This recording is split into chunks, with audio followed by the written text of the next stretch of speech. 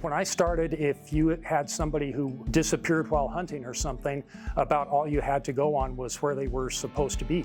We would end up staging and get the information that we had, which usually was not a lot. You know, they went hunting in north of Gerlach.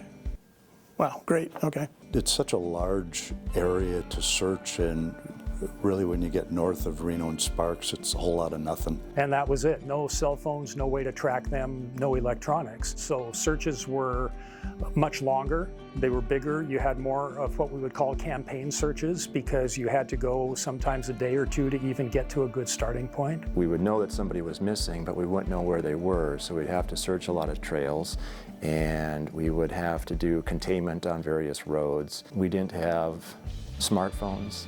People were not walking around with an electronic map in their pocket. Nowadays, since cell phones are so prominent and cell service is pretty good, even texting through satellite, 99% of the time, we have a good coordinate for them. And by the time we get to staging, the route from staging to where they are is already on our map, so we just essentially follow the route.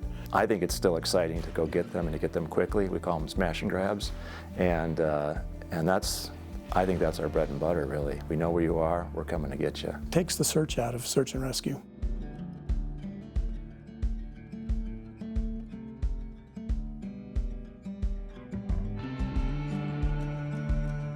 Yeah, Washoe County Search and Rescue formed in 1965. It's kind of developed into a couple of different teams over the years. They were called the Jeep Squadron at the time. They had a bunch of Jeeps. Everybody had to have a Jeep of some sort, four-wheel drive, and they went out looking for people in their 4x4s. They were masters of four-wheel drive. If there was a place a Jeep or a small truck could go, they were going to get you there. So SAR would have been called out for many of the same calls that the Hasty team would have been called out for, or that SVU would have been called out for, particularly the backcountry calls, urban rescues, that sort of thing. The Specialized Vehicle Unit started in November of 1996. The founders of the SVU saw that there was something that was needed besides four-wheel drive vehicles to go out and search or rescue people. And at that time, just ATVs were around, so the ATVs were brought in because they could get into places that the four-wheel drives couldn't. In some ways, a little quicker and with less damage to the vehicle. They handle all of our boats, side-by-sides. Anything with a motor, essentially, is what SVU handles. Normally, when the Specialized Vehicle Unit is called, it's going to be one of two reasons. It's either a rescue where somebody is stuck and we can drive to them, or we have to transport somebody. Hasty Team's reason for existence and specialty throughout its existence has been to provide the technical rescue skills. And by technical rescue, I mean the rope-based rescues, high angle, steep, low angle, abandoned mines, river rescue, scuba diving, search and rescue, those kind of things. It was the ones that require that technical expertise. And back in '71, there were a few incidents that occurred around here with a guy drowning while pinned in a vehicle, an avalanche search and recovery mission up in the chutes of Mount Rose. The original founders of the team saw that there was a gap that nobody was filling at that time. They went to the sheriff, at that time it was Sheriff Galley, and said, we want to train to this, we want to start a team that's going to do this. And that was basically the short version of the foundation of the Hasty Team. Air Squadron is comprised of pilots and observers for fixed wing and rotor wing aircraft. We've provided the aerial search capabilities to go out and find vehicles, hunters, lost hikers, etc., and then have the ground units go in and rescue and recover those folks. The founder actually was Sheriff Ray Root in 1937, and I believe there was about 11 members and aircraft back then that initiated the Air Squadron. The aircraft typically are used in more remote areas where the ground teams either have difficulty getting to or it takes them a lot longer to get there. We have the capability of getting an hour out from here that it would take anybody on the ground 2 to 3 hours to get there.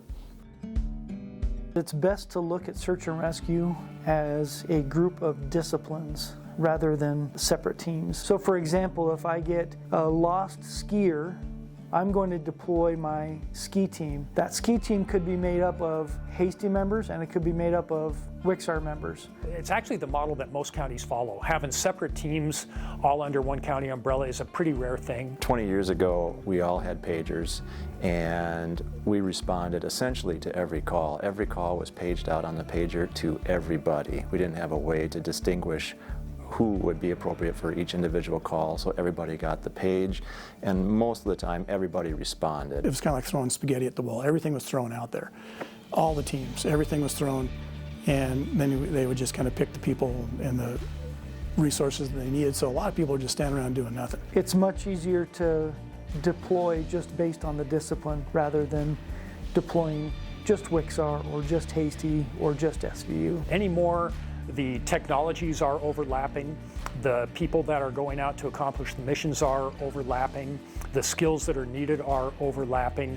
So it makes more sense to have the personnel that are going to be doing those call-outs be under one umbrella for administration and funding, and particularly for training and standards. Now that we're combining, we have the ability for each individual team to train on all the different functions within those groups. It's good to know what everybody else is doing.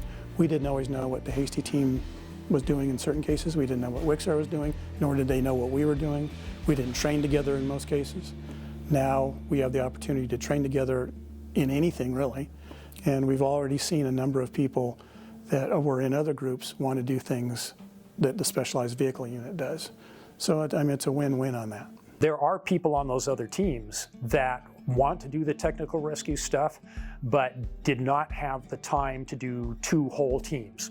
And now they'll be able to focus on the specialties that they choose without having to have a complete extra burden of a whole another administrative set and meeting requirements and all that. You can focus on the training and testing for those specialties that they want to do. We're all one family now.